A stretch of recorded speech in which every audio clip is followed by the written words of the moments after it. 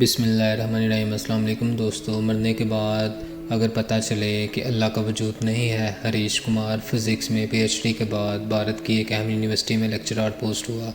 ہندو دھرم سے پہلے ہی متنفر تھا۔ 1986 لندن میں دوران تعلیم اسٹیفن ہاکنگس کے لیکچرز اور کتاب سے ایسا متعارف ہوا کہ خدا کا ہی منکر ہو گیا، اور ایسا منکر کہ بڑے بڑے مسلم، عیسائی اور یہودی علماء سے بھرپور مباحثہ کرتا، یہاں تک کہ ڈاکٹر ذاکر نائک بھی مجھے قائل نہ کر سکے۔ ڈاکٹر بتاتے ہیں کہ 2005 کی چھٹی کے دن کی بات، ایک صبح مسلم سبزی فروش نے بیل کی۔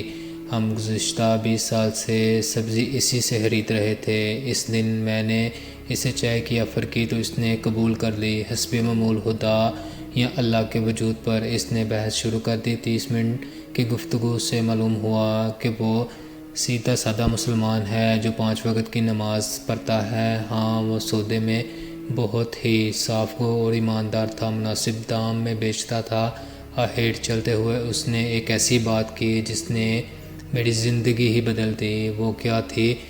ڈاکٹر جی، تم نے خود بولا کہ تقریباً 6000 سے 10,000 سال سے انسانی تاریخ میں پیغمبروں کی کہانیاں چل رہی ہیں، اور سب کے سب ایک اللہ اور جنت و دوزخ کی بات کرتے ہیں، اور سائنس مرنے کے بعد کے حالات کا جواب ہی نہیں دے سکتی۔ تو اب 2 ہی امکانات ہیں، ایک اللہ کا وجود نہیں ہے، 2 اللہ ہے۔ اگر تو اللہ کا وجود نہ ہوا تو مرنے کے بعد ہم دونوں برابر ہوں گے، لیکن اگر آگے جا کر اللہ موجود ہوا آپ تو پھر پکڑے جائیں گے۔ دونوں صورتوں میں فائدے میں کون ہوا آپ خود ہی فیصلہ کر لینا۔ اس لیے بہتر یہی ہے اللہ کو مان لیں اور اس کے کہنے پر چلیں۔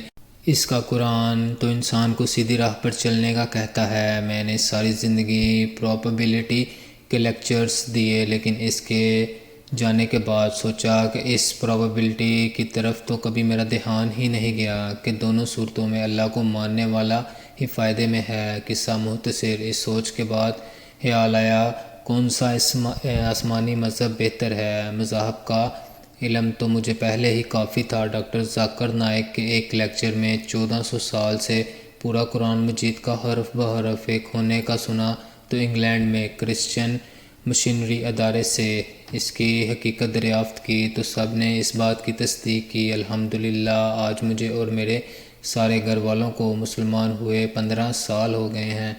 میں اسلامی تعلیمات کے لیے کیرالہ شفٹ ہو گیا۔ میری 3 بیٹیاں حافظ قرآن ہیں اور اللہ کریم نے میری زندگی ہی بدل دی۔ لیکن اس سبزی والے عبدالاحد سے دوبارہ میری ملاقات نہ ہو سکی، لیکن میں نے اسلام قبول کے بعد اپنا نام بھی عبدالاحد رکھا کیونکہ وہ ایک سچا مسلمان تھا۔ سبحان اللہ۔ دوستو، آئی ہوپ آپ کو ویڈیو اچھی لگی ہوگی۔ اس طرح کی اور ویڈیوز دیکھنے کے لیے چینل کو سبسکرائب کیجیے گا، ویڈیو کو لائک کیجیے گا، دعاؤں میں یاد رکھیے گا۔ السلام علیکم۔